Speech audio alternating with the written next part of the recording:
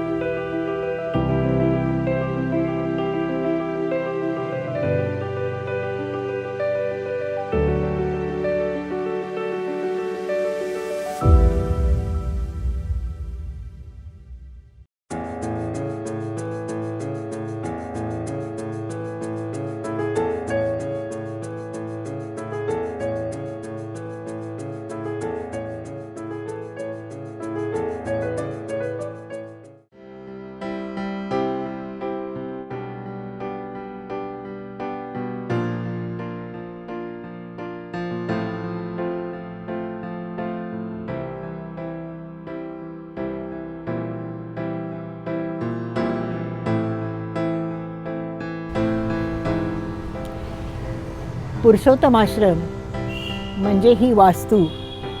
इथे माझं सगळं लहानपण गेलं आणि एकूणच आयुष्याचा बराचसा मोठा भाग इथे गेला.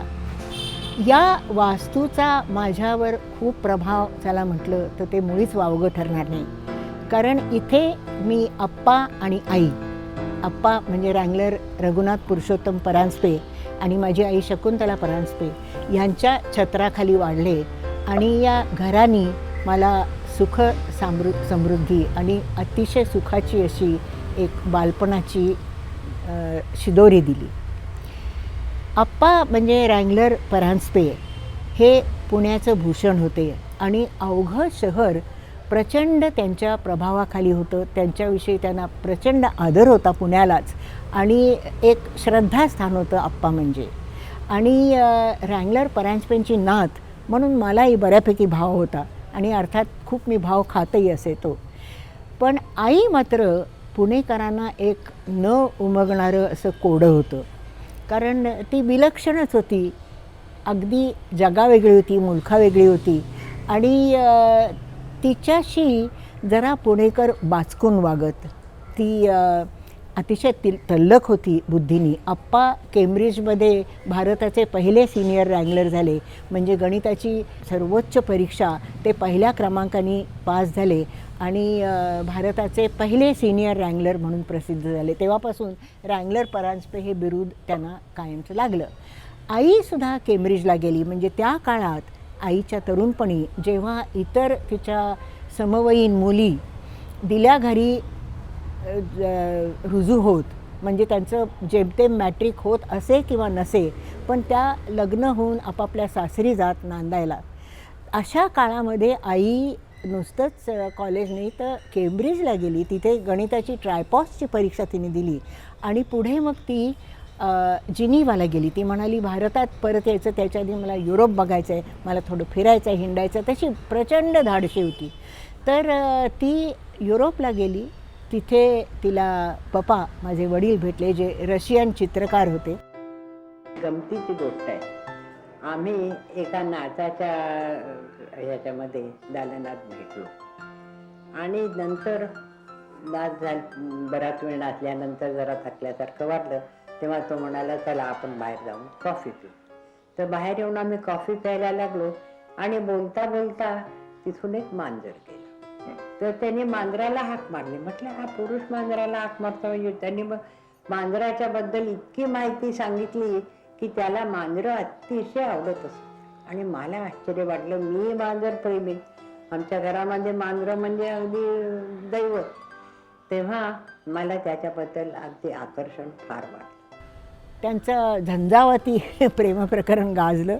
त्यांनी लग्न केलं आणि दुर्दैवाने ते लग्न फार काळ टिकलं नाही. 2 वर्षामध्ये आईच्या लक्षात आलं की आपल्याला फार आपल्या मायदेशचे पाश नाकारता येत नाही आहेत आणि एकूणच मायभूमीची ओढ तिला प्रचंड जाणवली. आणि तिच्या आणि वडिलांच्यामध्ये तशी तफावत पण खूप होती. ते होते संपूर्णपणे चित्रकार आणि ती होती बुद्धिजीवी, बुद्धिवान अशी स्त्री. तर त्यामुळे त्यांनी घटस्फोट घेतला आणि मग आपल्या छोट्या लेकीला म्हणजे मला घेऊन आई परत स्वदेशी आली. तेव्हापासून ती आप्पांच्या पितृछायेखाली वाढली आणि मला आप्पांची शिकवण मला मिळाली आणि त्या दोघांच्या शिकवणीचा प्रचंड परिणाम माझ्यावर झाला. आणि माझ्या पुढच्या कार्यामध्ये जे काही मी करू शकले ते केवळ या दोघांपायी असं म्हणता येईल. मी अगदी लहान असताना आई मला गोष्टी सांगत असे. झोपताना रोज एक गोष्ट सांगायची असा तिचा दंडक होता आणि मग मी झोपी जायचे. एक दिवशी ती म्हणाली आहे मला आज कंटाळा आला, आज तू गोष्ट सांग. म्हटलं बरं मी सांगते. मी तिला काहीतरी गोष्ट सांगितली आणि ती म्हणाली बरी आहे की गं, ही मी नाही सांगितली तुला गोष्ट, कुठे वाचलीस? वाचली नाही. म्हटलं मी जुळवली. असं जरा फुशारकीने सांगितलं. तू जुळवलीस? चाल काहीतरी सांगतेस. म्हटलं अगं खरंच अशा खूप गोष्टी मी जुळवल्यात, आणखी एखादी सांग बरं. मग तिला 1-2 गोष्टी सांगितल्या. मग झालं. तेव्हापासून म्हणजे मला नंतर वाटलं की शेण खाल्लं आणि तिला सांगितलं आहे. कारण त्या दिवसापासून बरं माझी आई भयंकर शिस्तप्रिय होती की काय म्हणजे तिच्या शिस्तीला मर्यादाच नव्हती. त्या दिवसापासून मला रोज 2-3 पानं काही बाई खरडायला लागायचं, तोपर्यंत खेळायला जायचं नाही असा दंडक होता. तर अशा शिस्तीत मी वाढले आणि तेव्हापासून म्हणजे 8 वर्षाचे असल्यापासून मी लिहू लागले आणि माझं पुस्तकसुद्धा आईनी छापलं. पुस्तकाचं नाव मुलांचा मेवा. मला जाणीव आहे की अशी खूप मुलं गुणी आहेत जी सुंदर लिहू शकतात, पण त्यांचं दुर्दैव असं की त्यांना शकुंतला परांजपेसारखी आई नाही लाभली. तर असं मला बालपण लाभलं आणि मी धन्य आहे.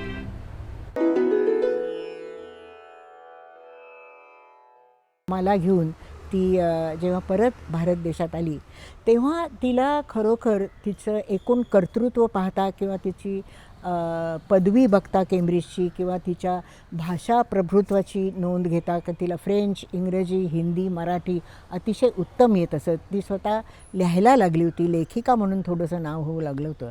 तर हे सगळं असताना तिला कुठलीही नोकरी मजेत मिळाली असती.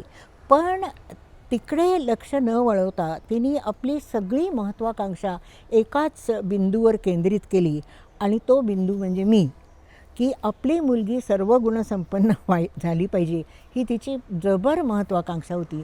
आणि त्या पायी तिने मला काय काय करायला लावलं त्याची गणती नाही खरोखर. म्हणजे अगदी लहान वयापासनं संस्कृत मला श्लोक आणि सुभाषितं मला म्हणायला लागायची. आणि आमचं तसं घराणं नास्तिक, देव नव्हते घरात, पण सगळी स्तोत्र मात्र मला रामरक्षेपासून सगळी म्हणायला आईने लावली. आणि मला आजसुद्धा रावण स्तोत्र घडाघड म्हणता येतं. धगत धगत धग ज्वल ललाटपट्ट पावके किशोर चंद्रशेखरे रतिः प्रतीक्षणं मम वगैरे वगैरे वगैरे. या भाषेत केवळ शहाणपण नाही आहे तर प्रचंड विनोद आहे या भाषेमध्ये. उदाहरणार्थ एक छोटंसं सुभाषित सांगायचं. वैद्यराज नमस्तुभ्यं यमराज सहोदर यमस्तु हरती प्राणान वैद्य प्राणान धनानीच. म्हणजे वैद्यराज तुला नमस्कार असो, तू यमाचा भाऊ. यम प्राण हरण करतो, तू प्राणच नाही तर पैसा पण नेतोस. तर अशा मिश्किल विनोदाने संस्कृत भाषा ओतप्रोत भरलेली आहे. आणि तिच्याशी मला जवळीक साधता आली केवळ आईमुळे. आणि पुढे मला भाषा वेगवेगळ्या ज्या जमल्या, मलासुद्धा फ्रेंच शिकायला अडचण नाही पडली. ती केवळ संस्कृत भाषा अवगत नाही हे म्हणणं म्हणजे फार मोठी उडी झाली, पण संस्कृत भाषेशी जवळीक साधल्यामुळे. आई अतिरेकी होती. दोन टोकाचं तिचं व्यक्तिमत्व होतं. तिची शिस्त, तिचा राग म्हणजे भयानक होता. मला रोज खरपूस मार मिळत असे, कारण असो नसोच बहुधा काहीतरी निमित्ताने मला बदडून काढलं जाई.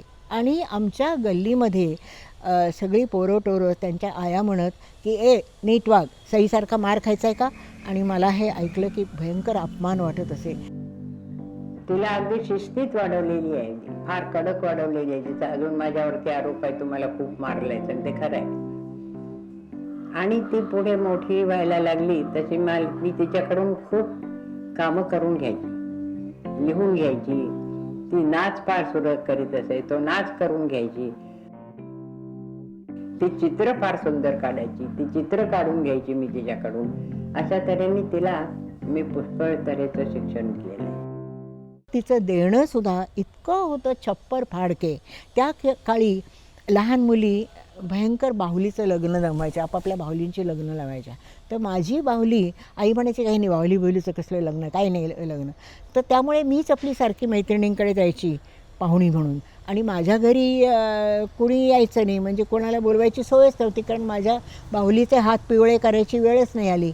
मग मी एक दिवशी खूप हट्ट केला. मग आई म्हणाली, बरं काय वैताग लावलायस, काय त्रागा लावला, चल तुझ्या बाहुलीचं लग्न करू. आणि मग माझ्या बाहुलीचं लग्न तुम्हाला सांगू का कसं झालं, की खरा बँड आणला होता, स्काउटचा बँड, गुलाबी फेटे घातलेली एक 15-20 मुलं. त्यानंतर खरे पेढे आणले होते मिठाईवाल्याकडनं. त्यानंतर घोडी आणली होती, खडी पांढरी शुभ्र घोडी. आणि मग आमची वरात जी निघाली आणि काहीतरी मुलं बोलावलेली न बोलावलेली काहीतरी 200 मुलं ह्या इथे याच पटांगणात जमली आमच्या ह्या बागेत आणि खच्चून भरली. आणि त्या धूम धडाक्यात ते लग्न बँडच्या गजरात साजरं झालं. आणि मग आमची वरात जी निघाली ती ह्या घराबाहेर पडून आपटे रोडनी वळसा घालून फर्ग्युसन रोडनी परत येऊन मग परत आमच्या घरी आली. आई खूप छान लेखिका होती. ती अतिशय मिश्किल आणि अतिशय मर्मभेदी असं लिखाण करत असे. फार नाही, थोडंच, पण जे ती करत असे ते अगदी खळबळ उडवून देत असे. तिचा माझी प्रेतयात्रा हा लेख तेव्हा खूप गाजला आणि स्वतःच्याच निधनाचं कल्पून त्याच्यावर विनोदी लिहिणं हे खरोखरच कोणाला दुसऱ्याला साधण्यासारखं नव्हतं.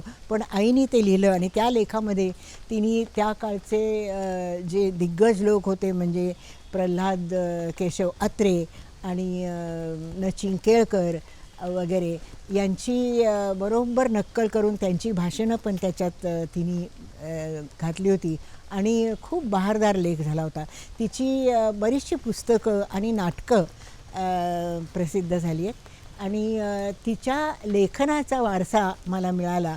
आणि मला असं वाटतं, मला लोक म्हणतात की तुझी शैली पण खट्याळ आहे आणि विनोदी आहे वगैरे, तर ते सगळं आईकडनंच मला वारसा प्राप्त झालं असं मी समजते.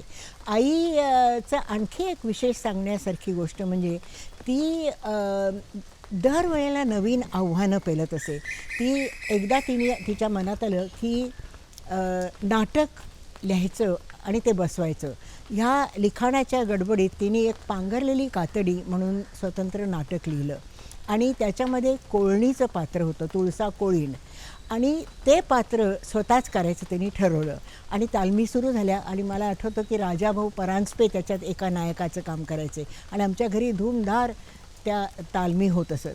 आणि कोळणीचं पात्र करायला आता आईचा हे पहा परफेक्शनिस्ट होती ती, मला मराठी शब्द पटकन त्याचा आठवत नाही आहे, पण त्या ध्यासापोटी दर आठवड्याला एक दिवस आम्ही मुंबईला माहीम कोळीवाड्यात जात असू. आणि त्या कोळीवाड्यामध्ये तिने एका कोळीणीशी दोस्ती केली होती, सोनाबाई, मला तिचं नाव अजून आठवतं. आणि सोनाबाईच्या खोपटामध्ये आम्ही जात असू आणि गेल्या गेल्या आई त्या कोळी लोकांची साडी नेसायची हां, आणि तिथे मग त्यांचं बोलणं बसणं चालणं सगळं ती इतकं निरखून बघायची. मग आम्ही मस्त मासळीचं जेवण जेवायचो आणि मग संध्याकाळी डेक्कन क्वीननी परत यायचो. तर असा तिचा हा हव्यास होता आणि असा तिचा अट्टाहास होता. त्यातनं मी बरंच काही शिकू शकले. आपल्या मुलीला सर्व गुण संपन्न करण्याच्या ध्यासापायी आईने काय काय करावं, मला टिळक तलावात पोहायला शिकवलं, त्यानंतर घोड्यावर बसायला शिकवलं. सुप्रसिद्ध चित्रकार गोंधळेकर यांच्याकडे मला चित्रकला पेंटिंग शिकायला पाठवलं. त्यानंतर अगदी सगळ्यात कडी म्हणजे मला शास्त्रीय संगीत शिकावं मी म्हणून मिराशी बुवा यांच्यासारख्या मोठ्या गवयाची शिकवणी लावी. आता मिराशी बुवांना पुढे संगीत अकॅडमीचा अवॉर्ड मिळाला. ते इतके थोर, विशेषतः बोलतानांच्यासाठी प्रसिद्ध असलेले पुण्याचे ते एक मोठे गायक होते. ते बिचारे आपले आईच्या शब्दाखातर रोज सकाळी येऊन मला शिकवायचे. आणि मला आठवतं की आमची मजल नेवरिया ह्या गाण्याच्या पलीकडे कधी गेली नाही, राग आसावरी, आणि रोज तोच म्हणजे बुवा गायचे आणि मी पलंगावर बसून डोकावून डोकावून त्यांनी आ केला की त्यांची पडजीभ बघत वेळ काढत असे. शेवटी बुवांनी धीर करून आईला सांगितलं, शकुंतलाबाई, सईला गाण्याचं सुतराम अंग नाही, आपण भलता आग्रह धरू नये. तेव्हा मग माझी संगीत शिकवणी बंद झाली. तर अशी आई की करायची तर अगदी टोकाला जाऊन लाडही आणि शिस्तही. स्वभावामधला हा अतिरेकी बाणा तिला बहुधा तिच्या आईकडून मिळाला असावा, अनुवंशिक. ही माझी आजीसुद्धा असामान्य होती. सई, मला मिळाला वारसा तिच्या नावाचा. आणि माझी आई ही सुद्धा एका बंडखोर घराण्याचीच म्हटलं तरी चालेल, कारण ती गोपाळराव जोशी यांची सख्खी पुतणी. त्यांनीच तिचं खरं शिक्षण केलं. आणि माझी आई हुजूरपागेमध्ये शिकत होती. ती संस्कृतमध्ये यमुनाबाई दळवी स्कॉलरशिप मिळवून आली, म्हणजे संस्कृतमध्ये मुलीमध्ये मॅट्रिकला पहिली आली. तेव्हा माझ्याकडे हा वारसा दोघांकडूनही आलेला आहे. आईने स्वतःसाठी कधी नोकरी नाही केली, पण नंतर रधोम कर्वे म्हणजे आप्पांचे आतेभाऊ भारतरत्न धोंडो केशव कर्वे, त्यांचा मुलगा हे सेक्सॉलॉजिस्ट होते आणि समाज स्वास्थ्य मासिक दर महिन्याला काढत असत. आणि संतती नियमनाचा त्या काळात त्यांनी प्रचार सुरू केला. आप्पा कर्वेला मी भेटले आणि त्याला म्हटलं, काय रे, तू आज इतकी वर्ष संतती नियमनाचं काम करतोयस, तर त्याला अजून रूप कसं येत नाही, याचा फायदा कसा लोक घेत नाहीत. तेव्हा तो म्हणाला, अगं शकू, मी पडलो पुरुष, ते माझं कोणी ऐकायला फारसं तयार नसतं, शिवाय मला लिहिता येतं बोलता येत नाही, तू घेतेस काय काम हाती. म्हटलं थांब, आप्पांना विचारते. आप्पा म्हणाले, अवश्य घे, नुसतं भारतालाच नाही तर सगळ्या जगाला या विषयाची आवश्यकता आहे. ते ऐकल्यानंतर मी परत अप्पा कर्वेकडे मुंबईला गेले, त्याच्याकडे 10-15 दिवस राहिले, त्याच्याकडून सगळं शिक्षण घेतलं. त्यावेळेला मी कामाला तयार केलेले लोक म्हणजे ज्यांची शस्त्रक्रिया झालेली आहेत अशा लोकांना तयार केले. माझी परिस्थिती वाईट आहे, माझ्या मालकाला काम धंदा नाही, काय कसं बी करून माझं ऑपरेशन करून टाकलं. केलं 5व्या दिवशी ऑपरेशन केलं, 8व्या दिवशी टाके काढले, घरी आले आनंदाने राहिले. नंतर मग थोडं थोडं बाई बोलवायला लागल्या दवाखान्यात, ये बाई जरा माहिती बिती दे लोकांना. म्हणलं बरं. बाई किती मुलं आहेत तुम्हाला? अगं बाई 4 मुलं कशाला? ऐकलंस का? 4 मुलं कशाला? हे बघ आता मी ऑपरेशन करून घेतले, तुम्ही पण करा माझ्यासारखं, चला माझ्या बाईकडं. पुढे खेडोपाडी जायला लागली. ती म्हणाली आता खेडोपाडी जाऊन मी जर बोलायला लागले तर लोक म्हणतील ही कोण शहरातली बाई 5 वारी साडी नेसणारी आम्हाला शिकवते. त्यामुळे मग तिने काय केलं, एक 10-12 लोकांचा संच जमवला. त्याच्यामध्ये एक कल्हईवाला होता, एक झाडूवाली होती, एक हॉस्पिटलची आया होती, एक बस कंडक्टर होता, वगैरे वगैरे. अशी मंडळी पुरुष आणि बायका दोन्ही ऑपरेशन झालेली अशी तिने एकत्र केली आणि ज्यांना फर्मास बोलता येत होतं अशी तिने गोळा केली मंडळी. आणि दरवेळेला ती वेगवेगळ्या खेड्यामध्ये एक स्त्री एक पुरुष असं बरोबर घेऊन दोघांना घेऊन जात असे. आणि मग ती थोडंसं जुजबी बोलायची आधी, आणि मग हे दोघं पंटर तिच्या नावाने संतती नियमनाबद्दल बोलायचे. आणि काय अफाट बोलायचं मी सांगू. मी स्वतः अगदी लहान असताना ह्या तिच्या सत्रामध्ये सामील झालेली आहे. एक तिच्या काशीबाई म्हणून होत्या, तर त्या म्हणायच्या, हाती नाही बळ दारी नाही आड त्याने फुलं झाडं लावू नये. किती गोड. जगदाळे म्हणून होते, बस कंडक्टर होते, ते इतकं फर्मास बोलायचे. आणि ते म्हणायचे की मी बाई म्हणाल्या, जगदाळे 5 मुली झाल्या, 6व्या मुलीच्या बारशाला कधी बोलावता? म्हटलं नाही बाई आता नाही, बास झालं. म्हणे तर तुम्हाला सांगितलं तर तुम्ही ऐकत नाही, तुम्ही ऑपरेशन करून घेत नाही तर तयार झालो म्हणे. पण मी घाबरलो की ऑपरेशन म्हणजे काय करतात कुणास ठाऊक. पण नंतर लक्षात आलं की ऑपरेशन म्हणजे काही नाही, माझ्यात काही तसा बदल झाला नाही, माझ्या बायकोबरोबर गोष्टी तशाच चालू आहेत. म्हणजे किती गोड शब्दात त्यांनी काय ते प्रत्येक पुरुषाच्या मनात जी धास्ती होती तिथे जमलेल्या त्याचं शंका निरसन केलं. आणि मला वाटतं भारतामध्ये संतती नियमनाचा प्रसार करणारी, म्हणजे ज्या काळात हा शब्दसुद्धा सभ्य लोक उच्चारत नसत, संतती नियमन म्हणजे भलतंच काय बोलताय काय, कोणी सभ्य लोकांच्यात बोललं जात नसे, तर अशा आईचं हे माझ्या कार्य चालू होतं. आणि पुढे मग तिला पद्मभूषण मिळालं या तिच्या कार्याबद्दल. आणि माझं अहोभाग्य की माझ्या प्रत्येक गोष्टीमध्ये तिच्या पाऊलखुणा आढळतात.